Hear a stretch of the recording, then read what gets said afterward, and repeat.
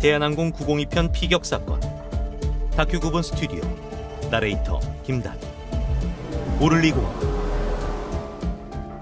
대한항공은 1969년 적자에 허덕이던 대한항공 공사를 떠맡으며 재출범했다. 71년 서울, 도쿄, LA 간 태평양 화물 전기 노선에 취항했고 72년에는 여객 노선도 취항한다. 1975년 3월 프랑스 파리 오를리 공항에 여객 노선을 취항하며 유럽에 진출한 것은 대한항공의 경사를 넘어 국가적인 이벤트였다. 1982년 샤를 드골 공항이 개항하기 전까지 7년간 오를리, 앵커리지, 김포를 이으며 북극 항로를 누볐다. 처음 투입된 기체는 DC-10이다. 노선이 붐비자 대한항공은 보잉 707을 투입한다. 보잉 707은 ZAG를 연 성공적인 항공기였다. 1958년 페남이 보잉 707을 운항하자 14시간 걸리던 뉴욕과 런던 간 비행 시간이 절반인 7시간으로 줄었다. 표값도 내려와 중산층도 탈 수 있었다. 대한항공도 출범할 땐 제트기가 DC-9 한 대뿐이었으나 국제 노선을 늘리며 보잉 707도 함께 늘려갔다. 1978년에 이르면 보잉 707의 숫자도 6대가 된다. 이 중 2대는 화물기로, 4대는 여객기로 쓰고 있다. 대한항공의 유럽 취항을 반긴 건 우리 국민만이 아니다. 유럽에 방문할 수 있는 한국인은 상사원과 해외 노동자, 외교관, 유학생뿐이다.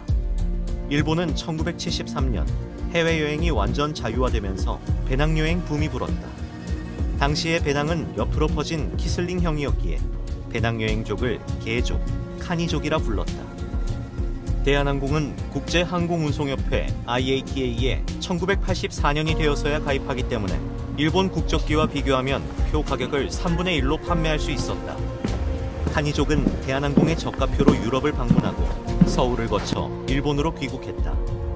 세로로 긴 가방이 나오면서 카니족은 새우, 애비족이 되었다.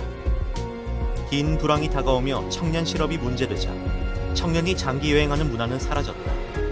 카니족도, 애비족도 모두 사라졌다. 칼 902편. 1978년 4월 20일 파리 시간으로 오후 1시 39분 칼 902편이 오를리 공항에서 이륙한다. 파리에서 9시간 20분을 비행해 알래스카 앵커리지 공항을 경유한다. 연료를 보급한 후 서울로 가면 총 거리가 8,455마일이 나온다. 지난해 49억 원의 수익을 올린 황금 노선이다. 현재의 물가 가치로 보면 4,400억 원에 달한다. 매년 보잉 707을 한 대씩 더 투입할 수 있는 수익이다. 앞으로 6개월간의 예약도 가득 차 있다.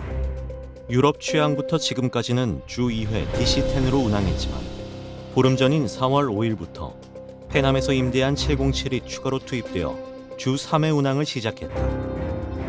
외부는 대한항공으로 도색이 되어 있었지만 내부는 페남기 그대로였죠. 승객 97명, 승무원 12명, 모두 109명이 탑승했다. 이 중 한국인 승객은 35명, 외국인 승객 62명 중 일본인이 50명이다. 조종석에는 기장, 부기장, 항공기관사 외에 항법사도 함께 타고 있다.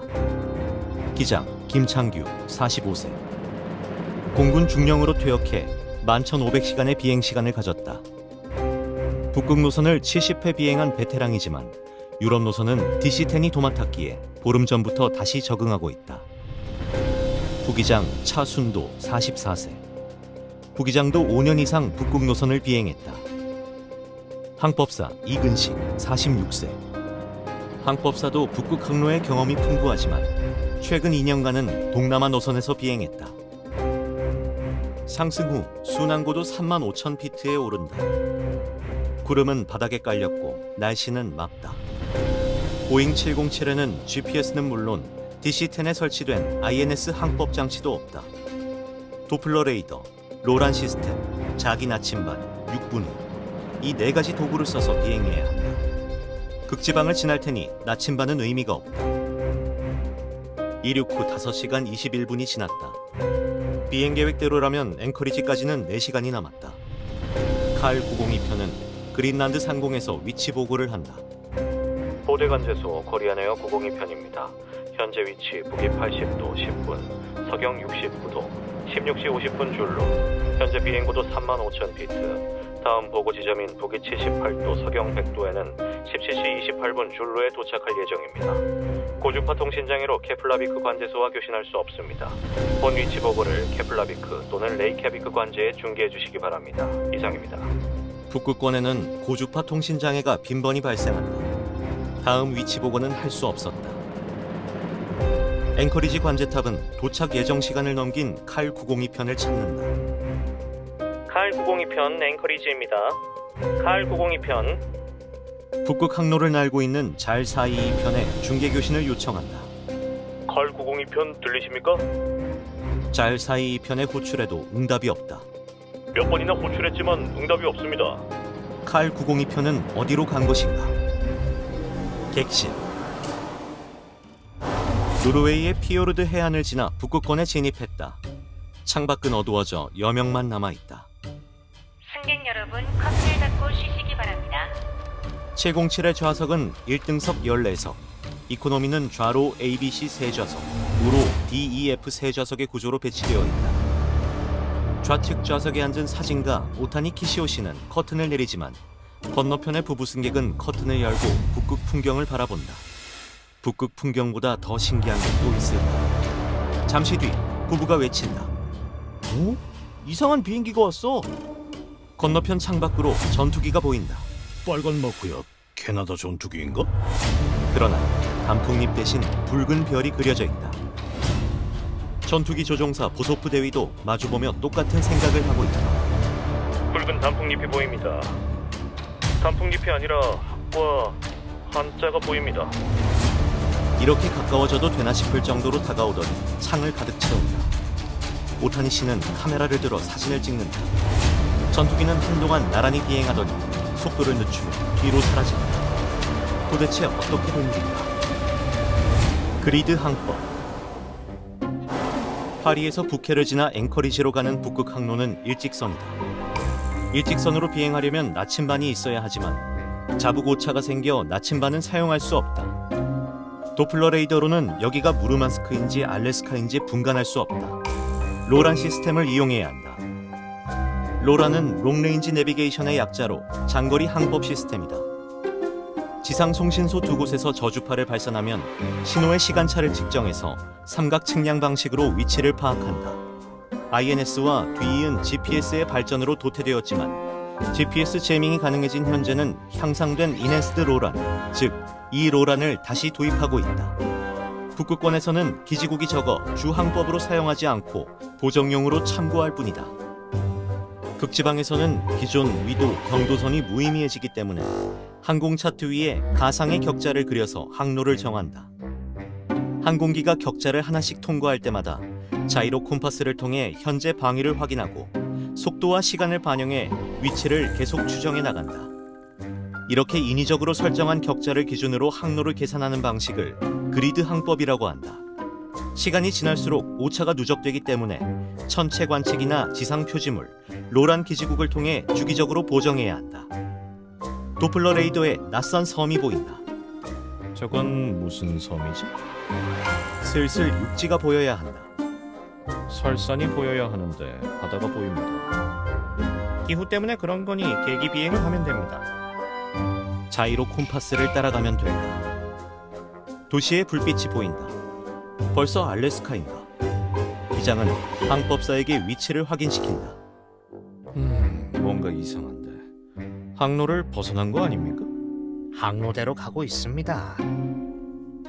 확인하고 또 확인했지만 결국 포기했습니다. 항법사는 위치를 몰랐습니다. 여기서 기장과 항법사의 말이 달라진다. 항법사는 조종사의 오판이라고 주장한다. 항로 이탈은 항법사의 판단 착오가 아니라 조종사의 과실이었습니다. 자이로 콤파스가 고장이었으며 비행 시간을 지키기 위해 안전을 무시한 비행을 했습니다. 당시 항로에는 구름이 잔뜩 끼어 항로 설정에 어려움이 있었습니다. 기장이 구름띠를 따라 1시간 이상 북으로 조종하는 바람에 항로를 이탈했습니다. 기장과 항법사는 서로 자기가 주장하는 항로가 맞다며 논쟁을 벌였다. 항로는 점점 기울어 출발한 방향으로 부메랑처럼 되돌아가고 있다. 승객들 눈에도 이상하다. 지는 태양에서 멀어지다가 어느 순간 태양을 향해 날아가더군요. 소련의 방공망. 콜라반도의 부동항 무르만스크는 소련 북방함대의 본부다. 폴야르니에는 핵잠수함 기지가 있다. 콜라반도에는 90만 명의 군대가 주둔 중이다. 서유럽을 공격할 미사일 기지와 날아올 미사일을 방어할 경보 레이더들이 깔려 있다. 8개의 공군기지에는 80대가량의 중장거리 폭격기가 배치되어 있다. 707기와 같은 베이스의 정찰기 RC-135가 주기적으로 침투해 인내심을 자극하고 있다. 무르만스크 일대까지 어떠한 견제도 없이 707이 침투할 수는 없다. 방공망이 허무하게 뚫려버렸다. 무르만스크에서 모스크바까지 모든 지휘 라인이 들끓고 있다. 그러나 소련의 무능함은 심각하다. 비상 출격 명령을 받은 첫 번째 요격기는 기계 고장으로 이륙하지 못했다. 두 번째 부대의 조종사들은 술에 취해 있었다. 일선 지휘관들이 경악하는 사이에도 707은 점점 더 깊숙이 침투하고 있다. 세 번째 부대 조종사들이 비상 출격에 성공했다. 크렘린은 18분 뒤 침입 보고를 받았다. 지상관제소의 무선에도 응답하지 않고 요격기의 신호도 무시하며 남으로 계속 침투하는 항공기가 있다. 서쪽으로 방향을 틀면 핀란드로 바로 탈출한다. 그 전에 승부를 봐야 했다. 스파이를 잡으면 엄청난 이익이 있다. 1960년 소련은 고고도 정찰기 U2를 격추하고 탈출한 조종사를 체포하는 데 성공했다. 미국은 비상관측기라고 우겼지만 조종사가 생존해 소련의 소나귀에 있다는 걸 뒤늦게 알고 망신을 당한다. 미국, 소련, 영국, 프랑스 4강의 정상이 모인 파리 회담 자리에서 크루쇼프가 아이젠하워를 몰아세운다. 아이젠하워 대통령이 미군기의 소련 영공 침범을 옹호하는 입장이라면 이 회담에 무슨 의미가 있습니까? 회담은 열리자마자 막을 내린다. 크루쇼프는 아이젠하워를 몰아세우며 정치적 이익을 챙겼다. 이번에도 소련은 정찰기를 입수하고 조종사를 체포하는 게 우선이다. 미소 간의 전략무기 제한 협정 솔트1이 1977년 10월 종료되어 재협정을 맺는 중이다. 미국의 정찰기를 놓칠 수 없다. 수호이 15기 2대가 바싹 따라붙는다. 나토의 감청 시스템은 소련 방공망의 실체를 확인하고 있다. 무르만스크 하늘에 냉전이 펼쳐진다. 격추명령. 타임지 보도는 소련의 무도함을 비난한다. 무선 연락은 없었다. 랜딩 기어를 내리고 착륙등을 켜는 것 같은 국제표준 착륙 신호가 없었다. 소련 측 입장은 다르다. 수호이 15 2대가 707을 선회하며 착륙등으로 신호를 보냈다. 우선 신호에 응답이 없자 녹색 연기가 나는 로켓을 발사했다. 첫 번째 기체가 물러나고 다른 전투기가 다가가 경고 사격을 3회 실시했다. 착륙하라는 지시를 따르지 않고 회피 행동을 취했습니다. 칼 902편 조종사는 어떻게 느꼈을까? 소련 유격기가 오른쪽에 있는 걸 한 번만 보았습니다. 속도를 늦추고 착륙등을 반복해서 껐다 켰습니다. 국제 호출 주파수로 통신할 수 없었습니다. 요격기 조종사가 옆으로 다가와 이해하지 못할 위협적인 신호를 보냈습니다. 머리가 너무 복잡하고 심신이 피곤해서 무엇이 어떻게 일어났는지 확실히 기억나지 않습니다. 추후에 정확한 것을 발표하겠습니다. 추후 더 정확한 발표는 없었다. 요격기는 15분간 나란히 비행했다. 승객들은 밝은 달빛 아래 이 에어쇼를 감상했다. 무서워하는 사람은 없었습니다. 손을 흔드는 사람도 있다. 요격기 조종사와 승객은 서로의 표정을 확인할 만큼 가까운 거리에 있다. 항공기 왼쪽에서 갑자기 깜빡이는 불빛들이 쏟아졌습니다. 이것은 트레이서탄, 야광탄을 뜻한다. 소련은 녹색 연기가 나는 발광탄을 쓴다. 소련은 단계별로 착륙 신호를 보냈지만 소통이 제대로 이루어지지 않았다. 요격기들은 뒤로 물러나 미사일 공격을 준비한다. 이 시점에서 소련 요격기 조종사는 민항기라는 것을 명확하게 파악했다. 붉은 단풍잎이 보입니다. 나토의 캐나다 국적기인가? 단풍잎이 아니라 학과 한자가 보입니다. 중공기인가? 그리고 알파벳으로 코리안 에어라인스라고 쓰여 있습니다. 뜬금없이 코리안. 당시 소련의 영공 침범을 대하는 태도는 유화적이었다. 격추가 우선이 아니라 착륙시키거나 영공 밖으로 몰아내는 방침이 나와 있었다. 격추시키려면 지대공 미사일을 발사하면 된다. 지휘소에서는 논쟁이 일어난다. 격추하라고 했다가 하지 말라고 했다가 혼란스러웠습니다. 동무 도망갑니다. 격추해야 합니다. 격추하지 마. 모든 걸 확인해야 해. 책임질 수 있습니까? 문제는 이 격렬한 논쟁이 보소프 대위의 귀에 그대로 들렸다는 것이다. 어쩌라고요? 좀 정해주세요. 보소프는 욕설을 내뱉으며 명확하게 정해달라고 했습니다. 창문에 커튼이 달려 있습니다. 사람들이 저를 바라본단 말입니다. 민항기의 특징이다. 가차없는 발사 명령이 떨어진다. 제21 방공군 사령관 블라디미르 차르코프 소장의 명령이었다. 호인기는 6분만 더 가면 핀란드로 넘어갑니다. 그러면 다들 계급장을 떼야겠죠. 그래서 차르코프 소장이 총대를 맨 겁니다. 첫 번째 미사일은 빗나간다. 두 번째 미사일이 기체 왼쪽에서 폭발했다. 날개 끝 4.5m가 떨어져 나가고 파편들이 흩뿌려진다. 동체에 구멍이 뚫린다. 사방에 연기가 자욱했습니다. 비상벨이 울리고 기체가 사방으로 흔들렸습니다. 미사일이 덮친 22열부터 24열까지는 아비규환이다. 23열 2석에 앉은 대우개발 방태환 차장은 머리에 파편을 맞았다.